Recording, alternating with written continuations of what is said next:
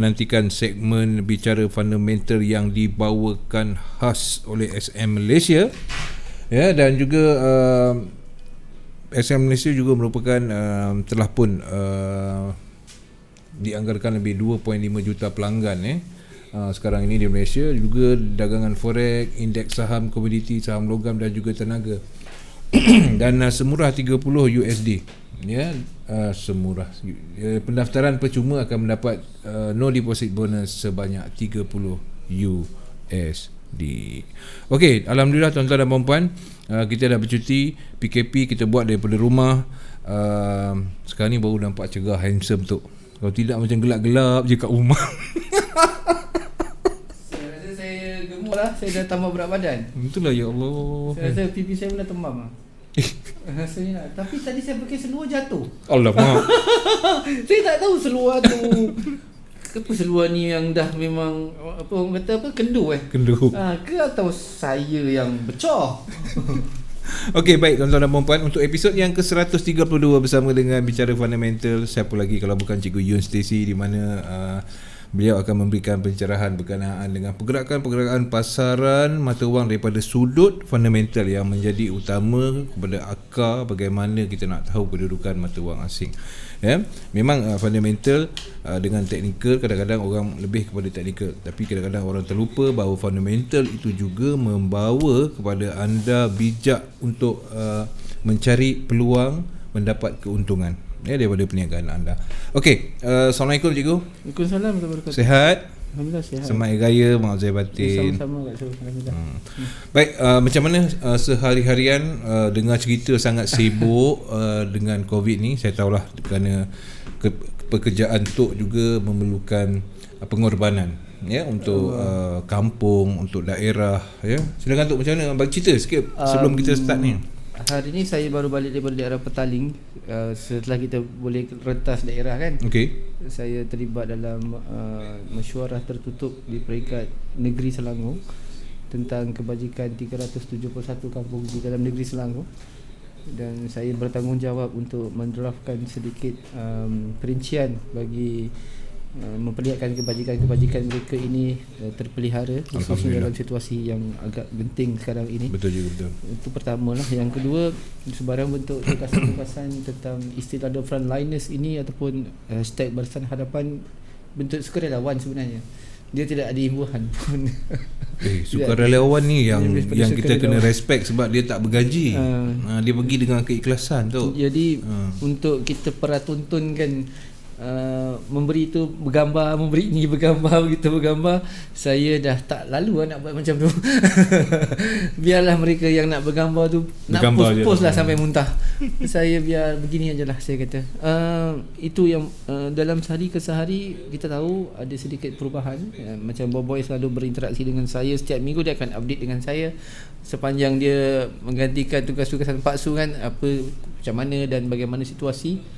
Purata sekarang ini Kuala Langat atau tempat yang sedang saya manage ini, bersama-sama dengan rakan-rakan lain secara sukarelawan dan sukarelawati ini membantu disebabkan kita ada satu kes positif, hampir 81 orang yang telah pun dikuarantin.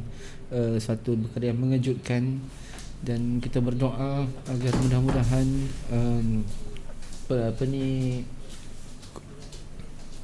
agar dia tiba-tiba malaikat datang. Kita doa agar istilah untuk kita memutuskan rantaian ini terus kita perkasakan, insya-Allah, dan mudah-mudahan tidak berlaku yang perkara yang tidak diingini.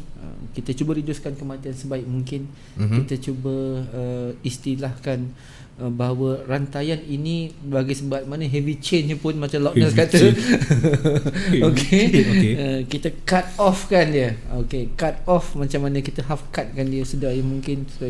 Dan kita tahu kawasan yang terkena itu jiran dengan kampung Pak Su kan. Ya.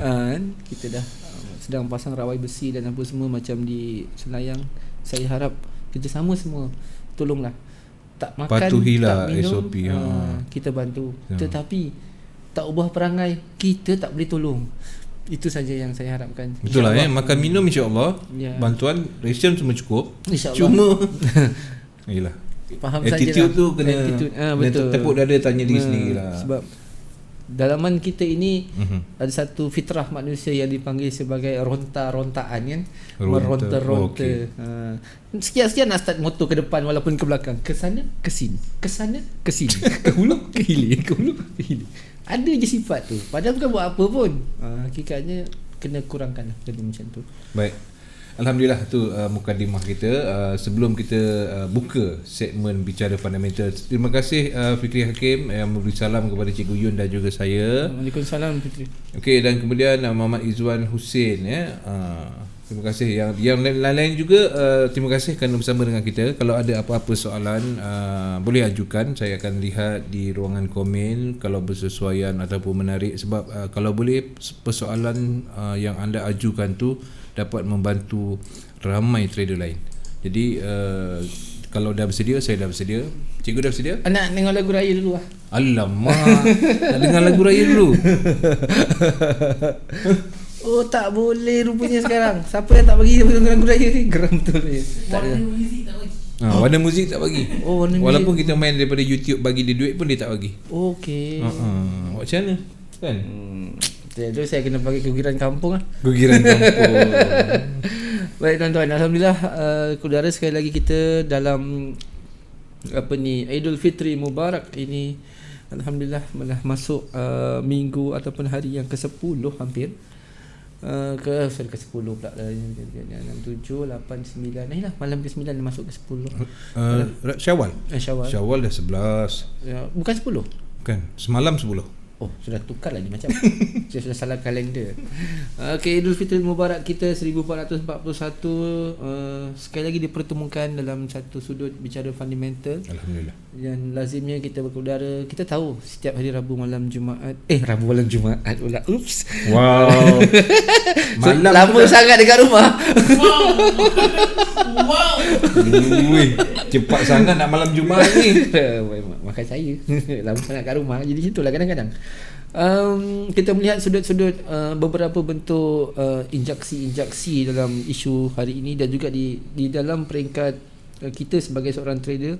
Saya rasa trader di luar sana maklum isu semasa yang sedang berlaku dan kita ada high impact yang cukup besar insya-Allah esok, dan kita akan cuba tengok bagaimanakah komposisi yang bersesuaian dan apa counter yang akan memberi rangsangan sangat-sangat ejakulasi.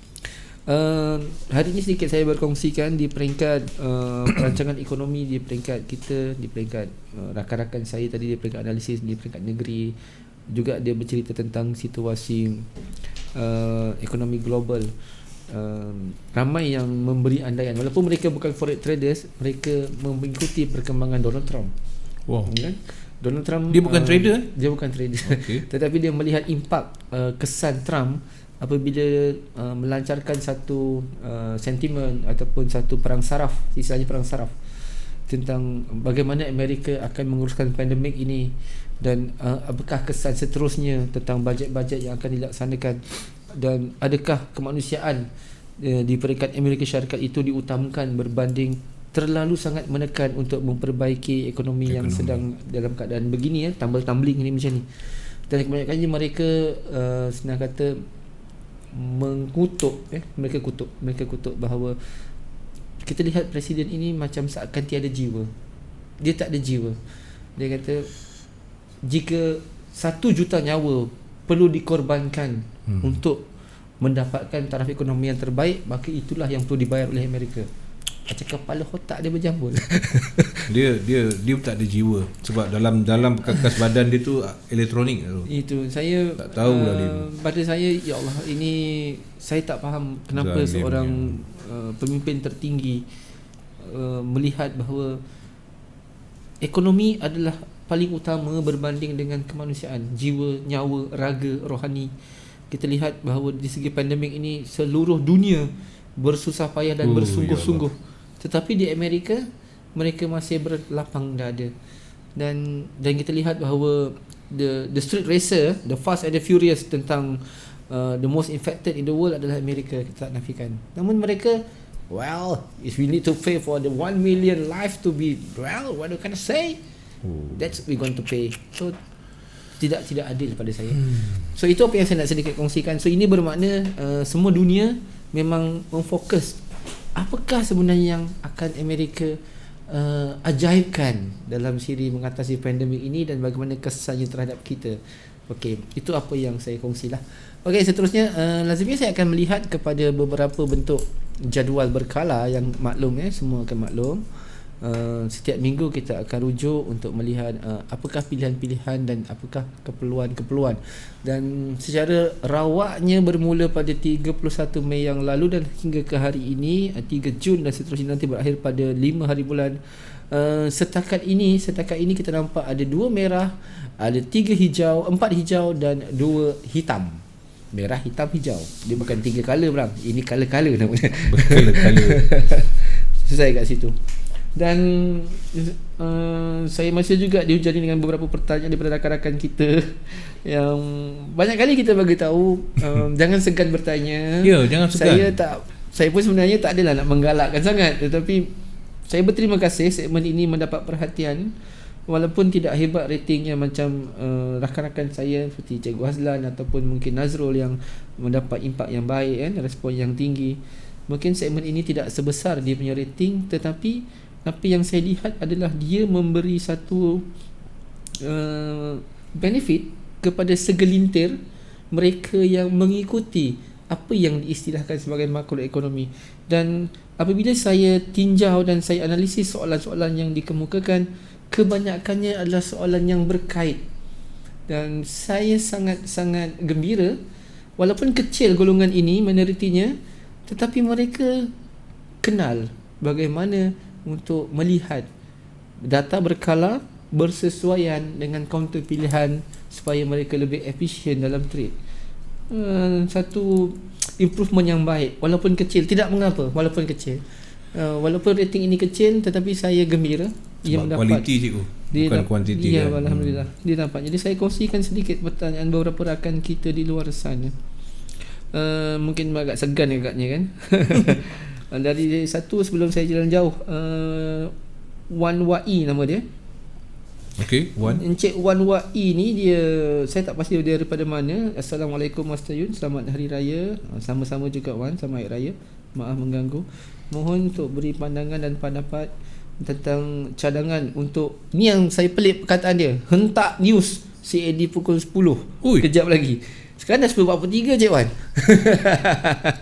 Hentak news Hentak news. Wah, ni bahasanya bahasa apa ni maksud? Ui, biasa kita tak sebut hentak. Kita kalau cakap pun efek ke kan. Tak ada masalah, tak ada masalah. Ini dia sebut hentak ni. Hentak news. Okey, tak pun Cik Wan Faiz saya Cantik. buka. Kita tahu hari ni ada high impact untuk Bank of Canada rate statement dan hari ni hari pertama the new governors yang menggantikan Mr. Stephen Poloz bagi merencanakan situasi Bank of Canada. Okey, secara umumnya kena tahu governor yang baru ini saya Ian something nama dia, saya tak berapa ingat sebab masih baru lagi. Sebab dia dengan pandemik lagi popular pada dia sekarang ni. Dia lagi popular kan. Pandemik lagi popular kan, dia tak heran. Untuk pengetahuan secara rambangnya, CAD untuk tahun ini 2016 setakat perjalanannya, saya melihat USD CAD induk utamanya akan berlaku peningkatan. Ini bermakna Canadian dollar akan dalam keadaan yang stagnancy, perlahan-perlahan untuk lebih rendah. Dolar akan mendapat demand. Minyak akan struggle untuk lebih tinggi harganya. Dan dengan secara tidak langsung, purata keseluruhannya adalah ketidakkesefahaman antara pengeluar minyak akan menjatuhkan nilai Canada dollar. Bukan dalam keadaan yang drastik, tetapi dalam keadaan yang stages, iaitu dari satu peringkat ke satu peringkat.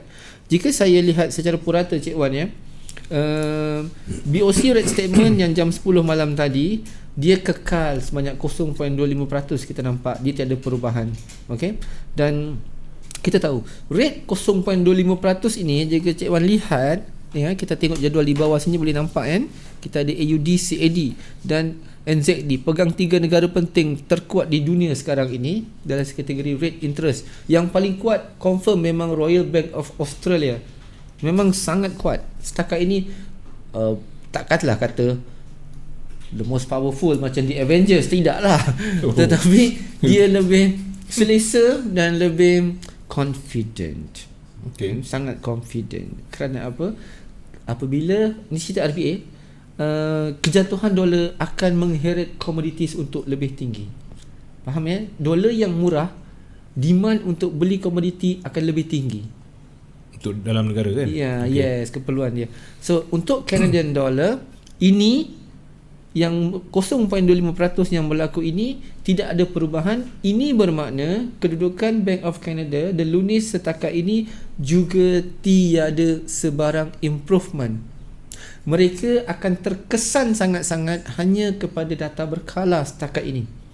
Jadi sebarang kenaikan terhadap Canada akan terpengaruh oleh kedudukan dolar Amerika yang lemah. Okey, bermula pada malam ini boleh ISM cukup penting. Ni. Okey, improve USD bermakna UCAD akan kena beat satu, dah dapat 1 point.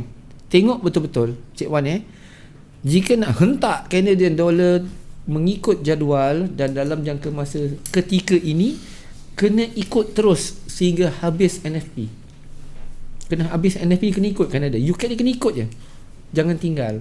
Itu satu. Kedua, esok OPEC Plus akan bersidang. OPEC O tu O OPEC, depan dia ada plus tambah Ultraman plus. OPEC Plus ni dia esok dijangka akan bersidang di antara waktu kita Malaysia sebelah petang hingga bawa kepada 12 malam tengah hari. Itu malam tengah hari pula. Apa pasal ni Pak Su? Malam tengah hari ni macam mana? Okey, OPEC Plus akan bersidang tentang kesepakatan untuk meningkatkan harga minyak dengan mengurangkan pengeluaran. Fahamkan betul-betul. Okey. Setakat ini dia dah berjaya untuk sesi yang pertama tanpa melibatkan Rusia. Yang sebelum ini, iaitu perasan bila minyak jatuh kepada paras $6 $7 sebelum ni kan, masa bulan puasa. Betul. Ramai yang post SS screenshot. Buy. Masa tu kita juga mengulas, saya juga ada mengulas, saya mengatakan bahawa the targeted untuk minyak bila dia jatuh di bawah $10 adalah $20 dia punya taraf untuk maintain, dan dia berjaya. Kemudian sasaran kedua mereka adalah $35 dan sasaran ketiga dia adalah $65 per barrel. Jika kesasaran harga ini meningkat, sekarang dah berjaya ke phase, nak ke phase kedua OPEC bersidang ni. Okey, kenapa sasaran pertama tu berjaya? Daripada $6 dia boleh terus terbang perlahan dan terus rally kepada $35. Kerana mereka bersetuju untuk cut pengeluaran. Ya kan? Dikecilkan pengeluaran sebab storage dia dah boleh katakan berlambak. Maksud kata itu betul, berlambak.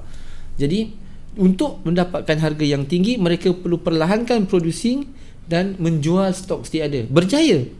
Itu tanpa penglibatan Rusia. Faham Tanpa penglibatan Rusia. Dalam OPEC Rusia ada? Tak ada. Tak ada kan? Tak. Okay. Dia OPEC is OPEC. OPEC Plus ada Rusia. Sebab ada plus depan ni. Okay. Dia panggil negara-negara Eropah yang juga mengeluarkan minyak. Baik. Tetapi kena ingat, mereka boleh menipu. Okey. OPEC Plus ni dia boleh menipu.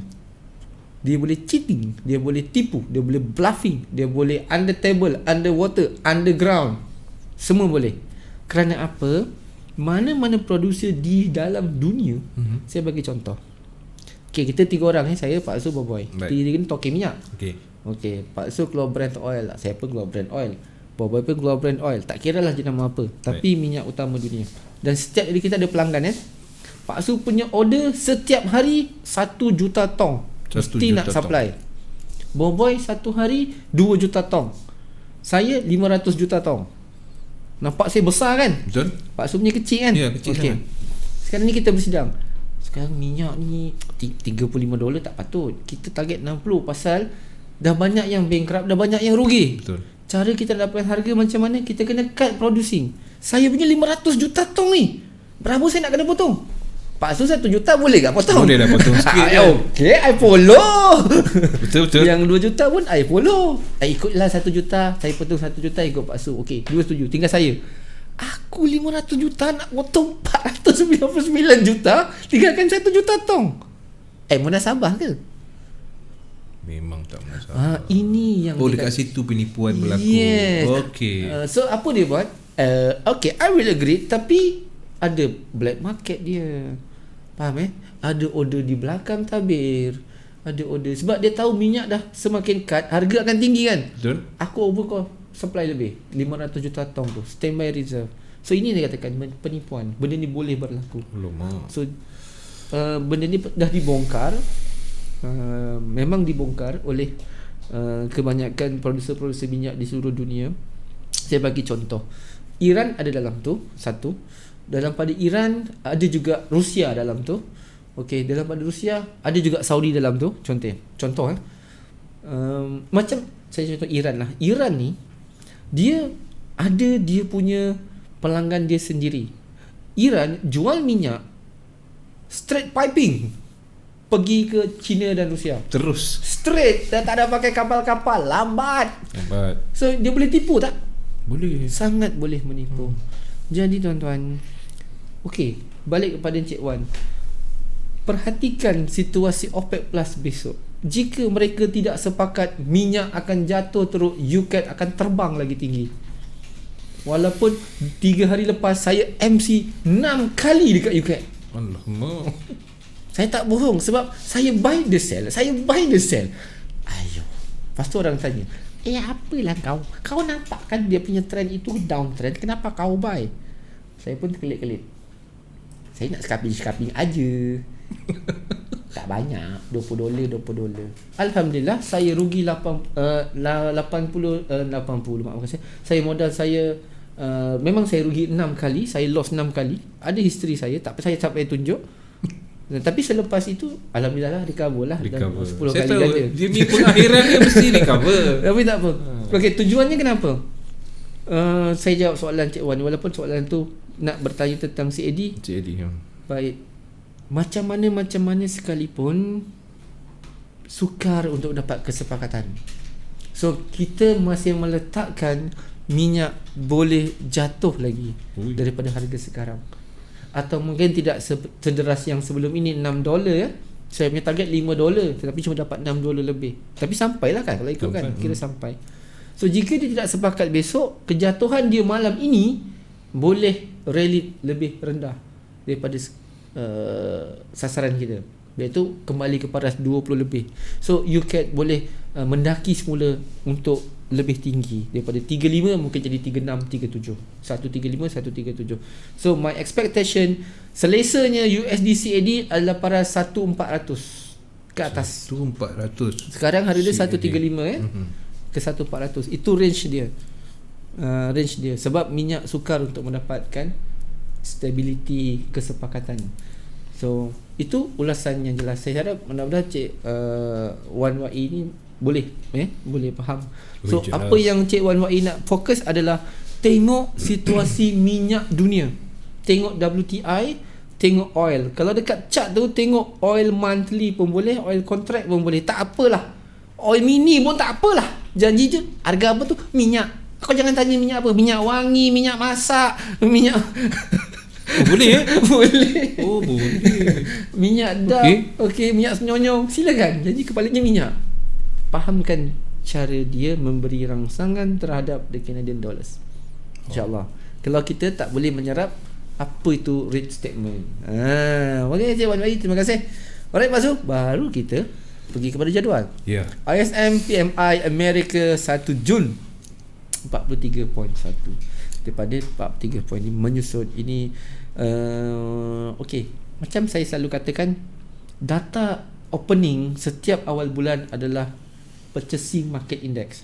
Dia sangat penting untuk melihat pergerakan data di seterusnya. Kebiasaannya opening data yang negatif, dia sukar untuk mendapat kekuatan pada seterusnya. Dia dalam keadaan yang flat sebab open saja dah negatif. Macam kita buat open stock Tapi jangan kata cara ni kamu kena ikut. Bukan begitu. Ratanya begitu. PMI ni dia punya sifat dia yang sangat menarik adalah opening data setiap bulan. Jika dia membawa bacaan yang bagus, insya-Allah rentetan industri tu akan baik demand dia. Tapi jika dah mula menyusut, maka penyusutan ketara akan berlaku dan terus berlaku, perlahan demi perlahan. Itu risiko dia. Alright. So, siapa yang buy American dollars di peringkat awal minggu ini dalam keadaan yang agak sedikit tidak menarik lah. Terutama mereka yang membeli gold. Permulaan minggu ini menarik tu TP dia. Hari Selasa, Isnin Selasa tengok TP dia melangit ke atas beratus pip. Saya dapat buy 1728, saya dapat TP 174241. So berapa ratus pip dalam tempoh tak sampai 24 jam. Tengok pembacaan, kefahaman. Jangan tanya lot saya berapa lah, sebab saya dekat UK MC 6 kali. Tapi dekat gold saya cover 10 kali. Masih win 4 kali lah. Okay. Tu maksud saya. Okay. Tapi kenapa hari ni jatuh teruk? Mas jatuh teruk, sangat teruk. Lebih daripada 300 pip ataupun yalah dekat 300 pip, daripada 1743 atau 44 hingga kepada 1710 ke bawah lagi purata. Kerana apa dia jadi begitu? Mesti ada sebab dan musabab. Betul. Okey. Setiap kejatuhan indeks Amerika adalah kelemahan terhadap currency. Saya dah cerita dengan Boy masa di rumah dengan Boy, dengan yalah sound system kita ada set effect dekat luar. Bunyi motor rempit semua ada. Ceritanya gitu. Kan maklumlah rumah saya atas pokok tepi jalan raya. Tepi jalan pula tu. Tepi jalan lagi. Okey, indeks yang melemah terhadap dolar memberi maksud bahawa dolar juga dalam keadaan yang melemah dan merendah, ya, di situ. And then kita ada cash rate. Ini yang saya katakan antara the most bukanlah powerful tetapi the most strengthened currency yang sangat ego sekarang ini, iaitu counter commodity kita Aussie dollar, dan juga NZD. Ego sangat counter ni, sangat ego. Dia melepasi pasaran overbought dan terus overbought dan terus overbought. Belum overshot. Dia kalau ada overshot baru dia jatuh. Belum, dia masih ke atas lagi. Saya masih letakkan 0.7 sen ke atas terhadap tukaran dolar berbanding dengan Aussie. Sekarang parasnya 0.6869, 6869. Saya paraskan 0.7 ke atas. Dan untuk dia mendapat satu, dan trend terhadap komoditi di peringkat pertengahan tahun ini cukup penting, tuan-tuan. Sekarang dah bulan 6, iaitu setengah tahun kita dah berjalan, dan kita dah nampak dolar lemah di peringkat pertengahan tahun. Dan sekarang sedang berlaku. Dolar sedang melemah di peringkat pertengahan tahun. Maknanya suku tahun kedua. Mula-mula tahun pertama accent lagak sikit. Masuk bulan 3, bulan 4 selamba. Masuk pandemik, apa barang, orang lockdown, gua apa hal, gua ada tarif tag lu sayang, gua punya dolar terbang. Masih dia tengah gempak-gempak kan. Lah ni second phase pun tak boleh sign. Dah dolar terang-bengang. Paksa China sign juga. Janji suruh beli soya bean banyak tan. Cina, nanti kejap lah aku beli, besok lah aku beli. Kan dah setuju nak beli, lah nantilah aku beli. Delay. Takkah hangin Donald Trump. Itu salah satu sebab antara kenapa USD tumbling. Alright. Okay, itu jelas sekarang itu. And then kita ada GDP lagi, sedikit meningkat terhadap Aussie dollar hari ini. Okay, forecastnya negatif 0.4, dia meningkat kepada negatif 0.3. Walaupun dalam kumpulan yang negatif, tetapi ada peningkatan. Kita tahu pandemik ini memperlahankan the economic growth, boleh dikatakan worldwide tu maknanya seluruh dunia, ya? Ada peningkatan begini maknanya hebat komoditi. Orang nak beli kopi, nak beli beras, nak beli apa lagi? Dah namanya pandemik, makanan lah orang cari. Betul. Takkan orang nak cari, aku nak beli kereta. Nak beli kereta, kau nak makan kereta tu, tak boleh kan. Orang nak cari apa paksa. Itu benda itu dah bukan asasi manusia. Asasi kita yang nombor satu lah. Bila pandemik ni, kita mesti ingat ke makan. Ada ni menu apa? Esok menu apa? Ni menu apa? Walaupun dia setakat asasi kan. Asasi. Apa yang diberi? Nasi lagi. Tak ada kicap jalin, saya dah lalu makan kicap jalin satu, lagi apa, telur satu tray. Masak telur pun telur lah, tapi pelbagai jenis. Aduh. Cara masak sedap lah juga tak? Okey. Itu contoh. Pelbagai lah, Itu pelbagai. contoh. Untuk kita lihat bahawa situasi GDP di Aussie dollar, maafkan saya, di Australia pada hari ini jam 9.30 tadi, berlaku peningkatan yang boleh katakan baik. Dan kita nampak Aussie meloncat. GA paling teruk terjun bagi tadi kan. Kesian saya, MC 4 kali kat GA. MC lagi 4 kali. Tapi dia cover pula. Cover lagi 12 kali. Okey lah tu. 4 kali 3 kan. Alhamdulillah. Ada rezeki juga di rumah. Walaupun $20 jadilah. Kemudian kita tengok jam 4.30 petang, kita ada PMI. Dan tengok PMI yang saya maksudkan tadi. Ini sektor perkhidmatan. Pound sterling. Pound ni dia ada cerita dia untuk minggu ni dan minggu seterusnya, puan-puan. Ada cerita dia. Saya ringkaskan saja. Isu terhadap Brexit ini boleh men-skyrocketkan pound sterling bila-bila masa. Jika UK sekarang ini melalui Boris Johnson, dia buat statement progress kerana tiada sebarang pertukaran tarikh terhadap delaying the Brexit deal, dan dia semakin progress dalam keadaan yang positif, ini bermakna bila-bila masa pound sterling boleh skyrocket, boleh terbang, walaupun zone dia zone overbought. Ini kesan dia. Jika dilihat dari segi bentuk data berkala, jelaslah meningkat 29.0. Amerika menyusut, dia meningkat. So baiklah GBP di pukul 4 petang tadi, 4.30 kan terbang GBP. Betul. Tengok GA, saya MC 4 kali, saya recover 12 kali, dia terbang, cukup lah. Dapatlah sekali TP tu 140 pip. MC nya 20 pip. Geli. Geli. Nak apa? Tenangkan jiwa. Bahagikan jiwa sendiri. Alhamdulillah. Okey, itu konsep dia dan bagaimana cara keperluan untuk melihat pound sterling. Berhati-hati tuan-tuan, Brexit bila-bila masa akan memberi kesan, dan setakat ini dia akan men-skyrocketkan pound sterling. Cukup penting, ya. Dia nak nosedive boleh bila-bila masa, tetapi impak terhadap keyakinan UK tiada sebarang bentuk delay dan kekal dengan apa yang mereka perjuangkan semasa berjaya mendapat persetujuan itu, cukup untuk memberi rangsangan kepada pound sterling untuk lebih tinggi pada sekarang 25 pergi 27 atau 28, 200 pip 300 pip dia boleh sasaran untuk dikejar lebih atas. Kena faham kat situ. Alright, so bermakna dolar kuat ke lemah? Dolar jadi lemah lah. Tak faham lagi ke? Acik geli lah dengar kan. Tapi semalam naik tinggi sangat. Ya, itu dia yang buatkan dia terbang semalam adalah kerana JPY. JPY yang bukan buatkan dolar dekat JPY. Bukan dolar di counter konservatif, bukan. Konservatif lah. Bukan saya.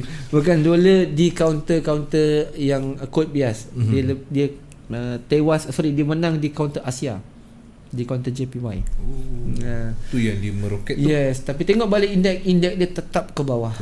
So purata dia dengan euro dia tewas, dengan GBP dia tewas, dengan AUD dia tewas, dengan CAD dia tewas, dengan CHF dia tewas, dengan ZD dia tewas.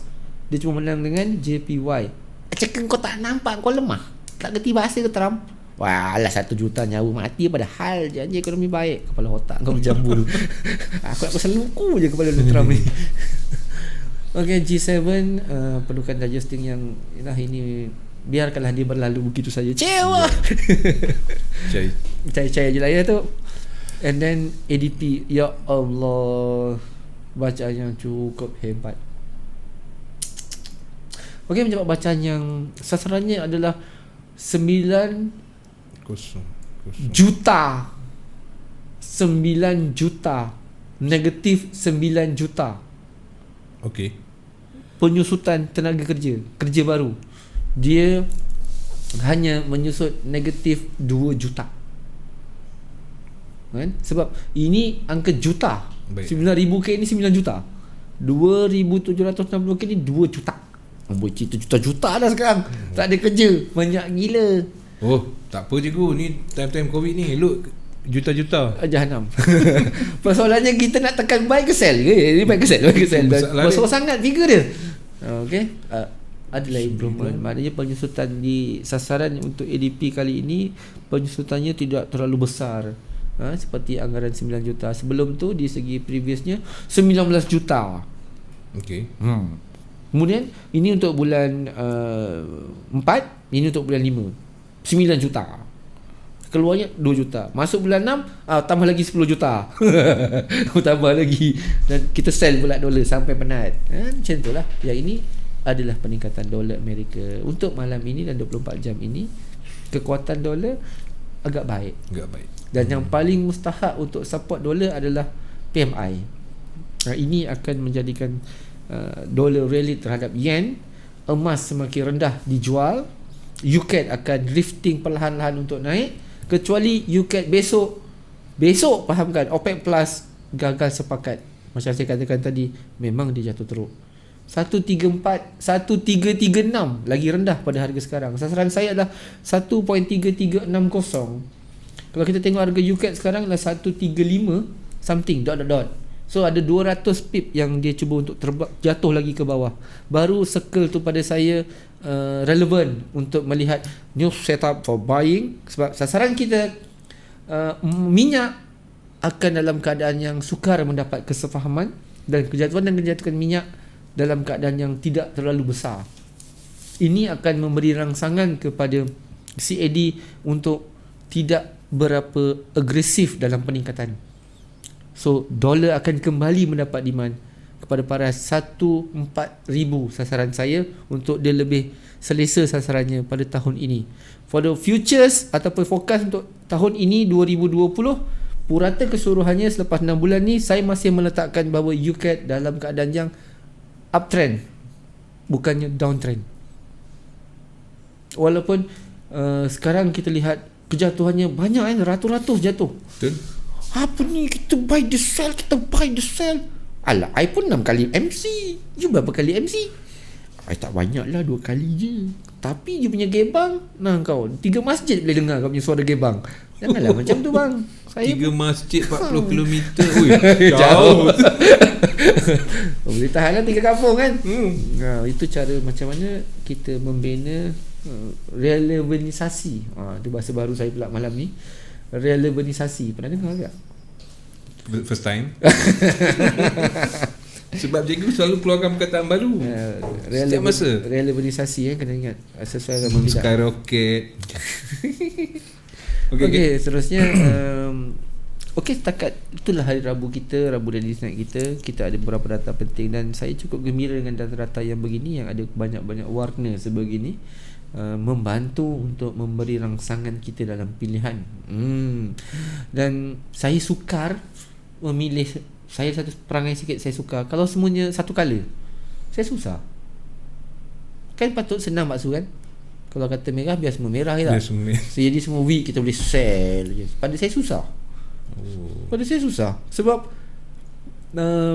kena ingat, oversupply dia meracuni pemikiran. Cewa. Oversupply meracuni pemikiran. Dia dah oversold, kita buy dekat stok harga ni, kita buy. Rupanya dia tidak stable. Jadi semakin rendah, masih lagi menguasai pasaran. Jadi kan setengah orang yang modalnya kecil, tidak mampu bertahan, macam saya 6 kali MC satu hari. Berapa kali saya ulang perkataan 6 kali MC, penat saya. Banyak kali ulang. Dia jadi macam fobia sekejap lah. Cakap dengan dinding sekejap. Apa kebengang sangat kau ni? Ya memang lah pun. Boleh tu kan saya kenapa kau buy. Cakap sendiri. So, apa sebenarnya jadi begitu? Melatih diri kita untuk menyerap tekanan. Satu. Kedua, sedar diri, tengok cermin. Kita bukan market maker. Kau dah tahu benda tu ke bawah, ikutlah ke bawah. Kau pergi gatal jadi apa? Menggatal katanya. Dan yang ketiga, tak faham lagi ke dah bertahun-tahun trade.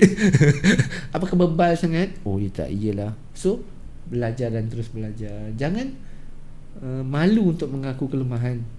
Tak tahu bertanya. kan. Sesat jalan nanti meraba. Apa? Dah lah kau tepuk dada, tanyalah sakit ke tak. Oh, sakit juga kalau tepuk dada tu. Kalau kuat.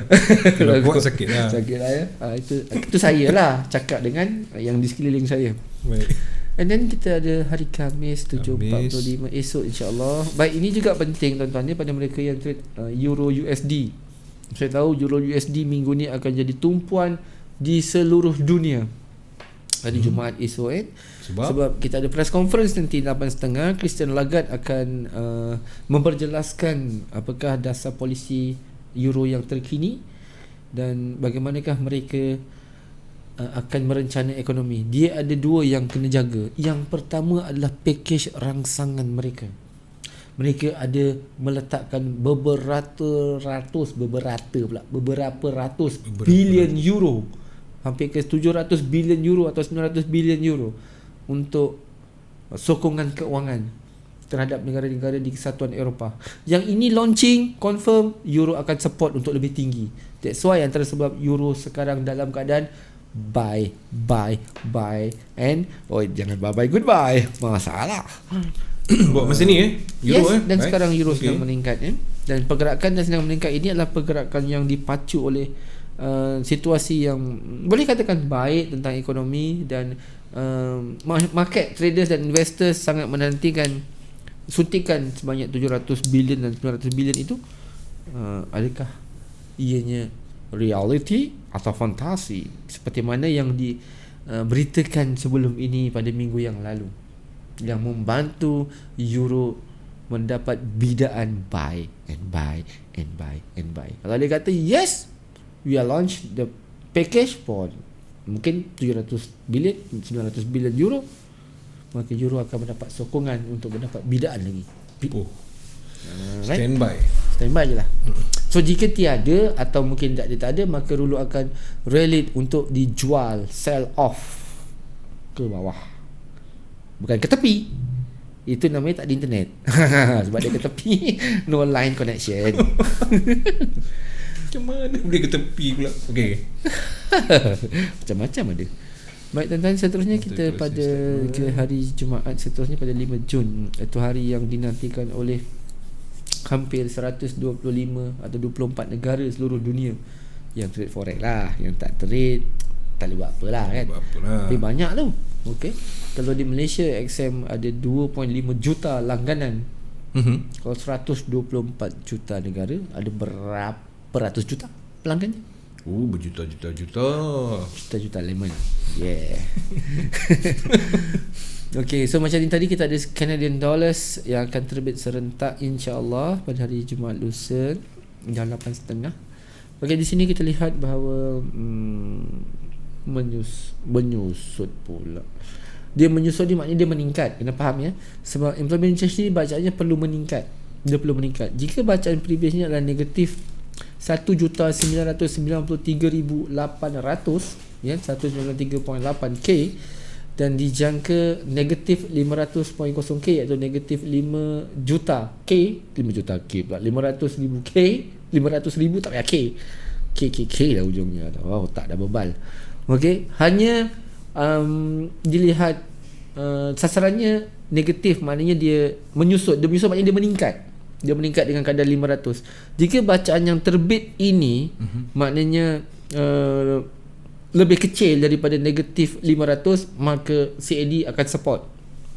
Jika dia lebih besar bawah daripada 5 bawah negatif 5, macam negatif 300, negatif 200, dia akan support. So sukar untuk dia jatuh. Itu fahamkan dia punya kondisi dulu. Kita baru tengok satu data kan? Jika dia bertambah kata jadi 600, 700 atau 2000, 2991 jadi 3992, maka koyak CAD. Tak pakai spender pun tak apa. Pakai yang plekat je kat tepi. Lepas tu duduk tepi dinding. Alamak, tak daya nak pakai spender. Memang habis jatuh tergolek ni. Kat tepi zaman sekolah. Spender tak tukar. Itulah lama sangat kat rumah. Tebak bawa. Okay. Okey, itu satu data. Dan kita tengok pula di kategori unemployment rates dia. Data yang cukup penting untuk Canadian dollars. Di sini ada yang mengatakan, "Oh, ini jobless." No, saya unemployed. Saya tak kata jobless. jobless, menganggur, unemployed, saya belum bekerja, tapi saya tak ada majikan. Macam mana tu Pak Su? Macam tu lah. Kerja sendiri ya? Satu jawapan. Saya menerima jawapan itu munasabah. Okey. Bayar income tax tak? Tak bayar income tax, saya suruh isi borang E. Kalau tidak, tak bagi VPN. Pula. Okey, dia perlukan satu bacaan daripada 13% sebelum itu meningkat ya, dia meningkat. Ini bacaan yang tidak berapa baik tuan-tuan. So bermakna unemployment rate bagi UCAD jika dia meningkat 15.0, ini kita tak cerita forecast sorry tak cerita actual forecast ni. Ini memberi petanda peningkatan unemployed yang kurang bekerja, tidak bekerja itu, atau istilahnya tak dia lagi diambil bergaji, meningkat dan ekonomi tidak berapa baik. Dia kena menyusut. Okey, tadi kita dah tahu macam mana kesan employment change kan? Ini kesan di unemployment rate pula. Tiba-tiba dengan tiba-tiba, suddenly, otherwise maybe so, I don't think. Okay, dia keluar 13.0 seperti yang sebelah, atau dia keluar 11.0, atau dia lagi hebat 5.0. Sudah Mustang GT bang. Alamak, 5.0. Okay. Ini memberi petanda yang jelas kedudukan pekerjaan di dalam Canada baik, tip top, good condition jika dia menyusut. So USD CAD akan jadi sell. Ini cerita Canada dollar kan? Sell. CAD JPY full skyrocket, terbang atas, tak ada kesian. GAP CAD, kau mana di bawah sana, apa kau bikin ke bawah. Okey, jika dia terbit melepasi fokus 16.0, 17.0, maka kau buy USD CAD kuat-kuat, jangan pandang belakang, tekan sampai not enough money. Enough money. Betul. Biasa tu semangat, sifat-sifat. CAD JPY kau sell kuat-kuat sampai ini mana satu button aku nak tekan ni. Tekan kat telefon ke, tekan kat iPad ke, tekan sampai apa ni, sampai habis. Cerita bab tu, dua perkara. Okey, selesai, dah faham konsep. Dan pada masa yang sama, dia terbit data Amerika kan, data USD. Kita ada average hourly earnings. Right? Okey, ini adalah data gaji bulanan. Sebelum itu dahsyat, 4.7% dari punya data gaji. Pup, dia jatuh teruk kepada 1.0. Okey. Apa yang kita nak tadi adalah dia kena beat it. Kalau beat it tu setiap masjid, tu Cik Bidin. Ini beat it. Okey, dia kena beat kepada mungkin 2.1, 2.0, 1.5, 1.4, tetapi lebih daripada 1.0, insya-Allah, maka dolar akan support. Satu data dulu, dia support. Support tu maknanya apa? Support ke support? Support. Dia slang je. Amerika, England, Malaysia lain slang. Amerika panggil apa? Support. Slang support. Support. Okay. Tapi belakangnya pot. pot. Itu angin prot. Itu kita nak tahu macam mana cara dia memberi rangsangan.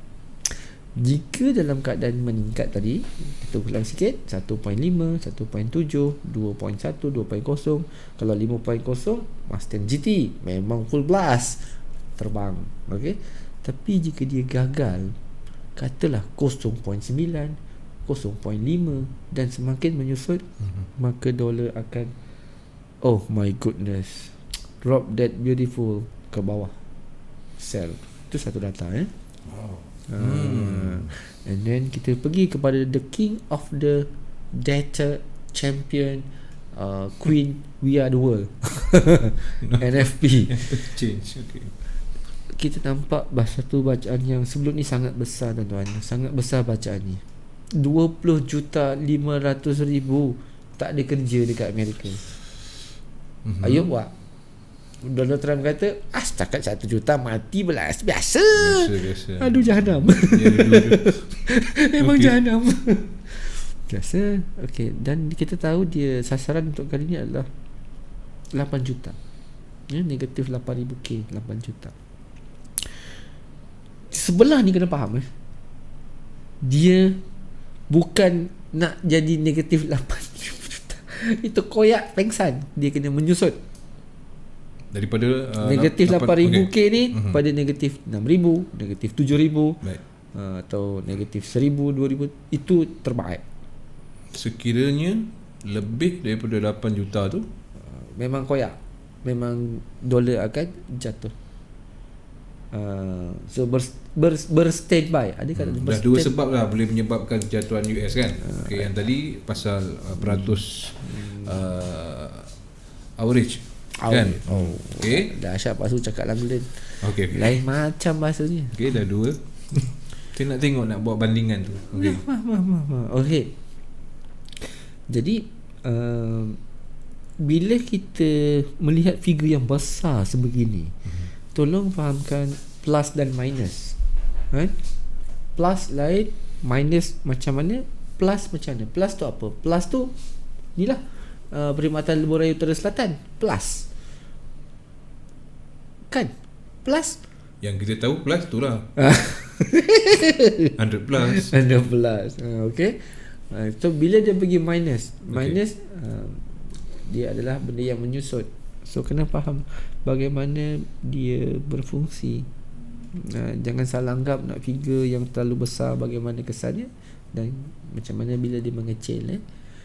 Dan last kali kita tahu data yang sangat memberi perhatian kepada pengangguran. Ada kata pengangguran, ada yang mengatakan tidak bekerja lagi, terlalu banyak permohonan tetapi tidak ada lagi yang menggaji. Data yang setiap minggu menjadi setiap minggu setiap bulannya menjadi panduan di Amerika Syarikat. Dan kita tahu bahawa sensitivity-nya sangat kuat. 14.7 tinggi ni, dan dia terbit lagi tinggi 19.5. Kita naik atas sedikit tuan-tuan sekejap. Okey, atas sedikit. CAD tadi 13 pun meningkat, 15 pun sama, pun tak berapa baik. Ini 14 pagi 19 lagi banyak tinggi, pun tak berapa baik. Apa yang dia perlukan? Menyusut. Ini dah menyusut nampak ni. NFP ni dah menyusut. Okey.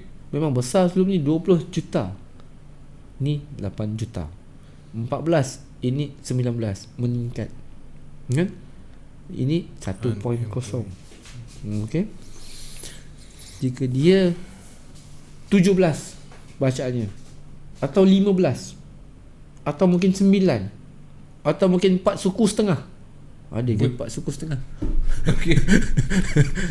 Makin kurang peratus je. Makin kurang peratus, maka dolar fly over. Sebab peratusan orang tak bekerja tu tinggi, rendah. Rendah, bermakna orang bekerja lah. Orang bekerja. Orang bekerja tu cerah masa depan. Cerah. Cerah lagi tu dah. Ada lah payment ni. Masuk kata orang. Lah ni kalau dia je keluar je 20, 21, 22, maka tidak dapat dibantu lah. Dolar akan semakin merendah. Jadi tuan-tuan, nanti baru saya jawab telefon.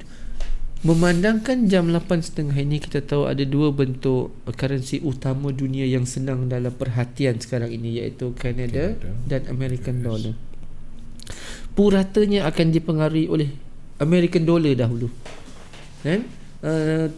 Bukanlah bermakna CAD ni tak memberi rangsangan, kan? Tidak ada godaan, tidak ada ejakulasi, tidak ada sesuatu yang menarik perhatian. Bukan begitu tuan-tuan. Tetapi the king of data, NFP ini, dia jadi priority, keutamaan dahulu. dia akan jadi perhatian yang sangat ketara, barulah kaunter-kaunter lain akan mendapat tempiasnya. Itu generally dia punya side effect, side king, sideway, side mirror. Dia rasa macam tu.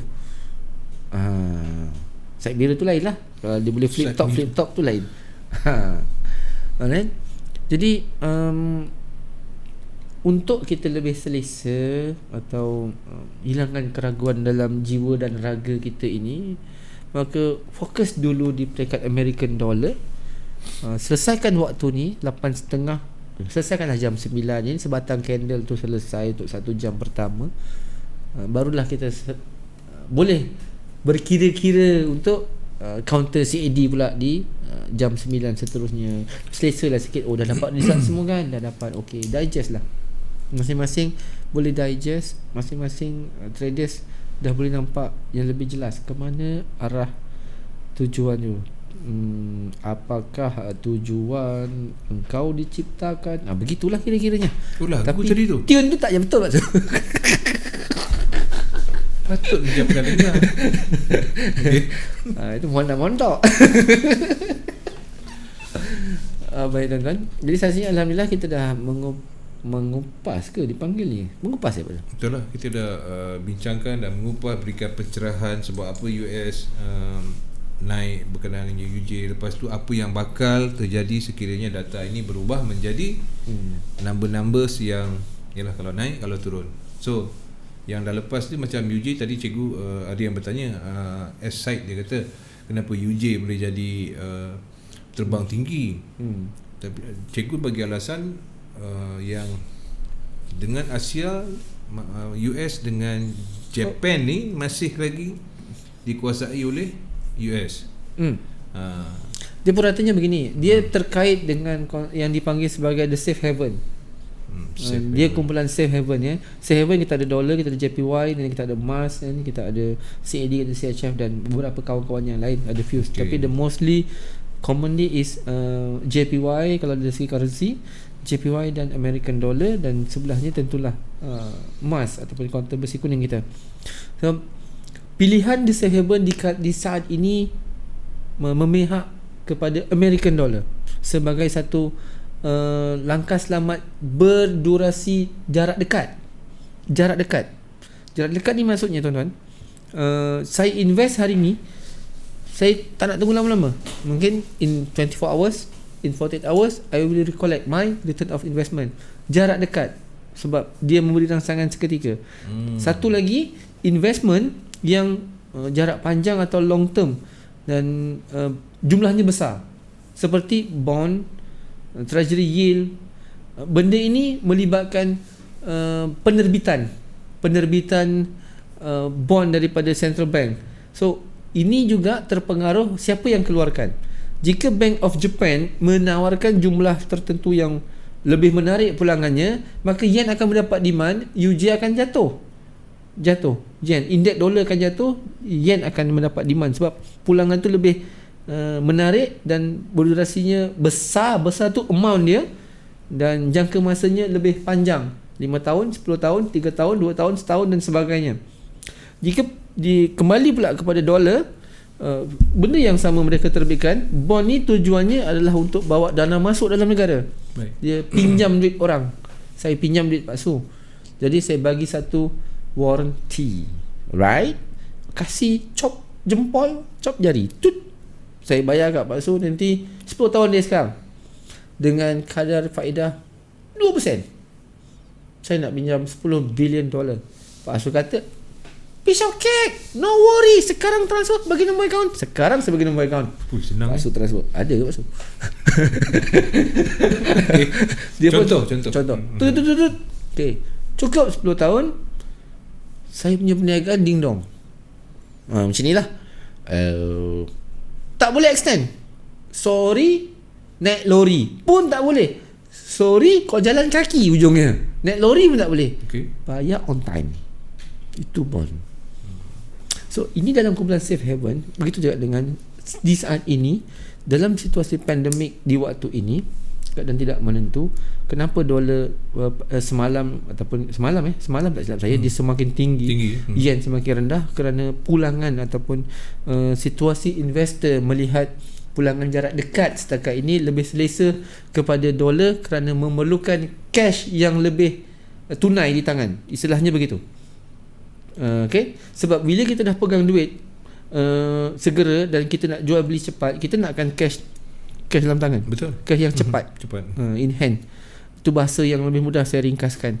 Berbanding dengan you transfer my account, I nak buy mungkin 3 bulan sekali nanti ke, nak pakai duit macam overdraft tu lain. Tapi ini lebih kepada saya nak cash yang segera. Jadi pilihan saat ini dollar is the best way. Sebab apa? Sebab indeks dolar jatuh. Ya. Bila indeks dolar jatuh.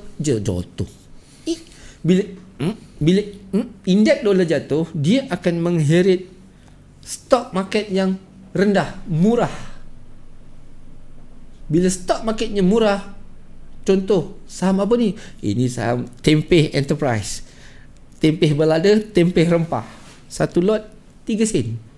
Bagi saya 10 bilion dolar.